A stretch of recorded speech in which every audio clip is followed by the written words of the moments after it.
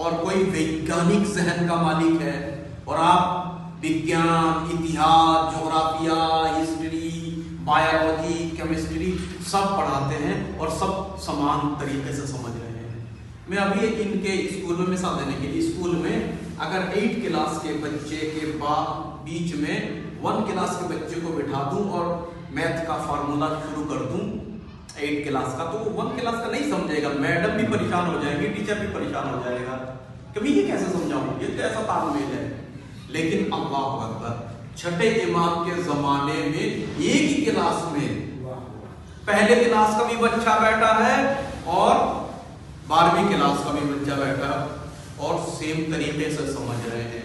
और कमाल ये देखिए, अगर आप दुनिया वाले कहते हैं तो ये कैसे हो सकता है, हमारी मजलिसों को देख लीजिए, हमारा बच्चा भी इतना समझ रहा है, बूढ़ा भी इतना समझ रहा है, हमारे खवातीन भी इतना समझ रहे हैं, जवान भी इतना समझ रहे हैं। तो छठे इमाम के दर्स लेके अब भी हमने इसको जिंदा रखा है।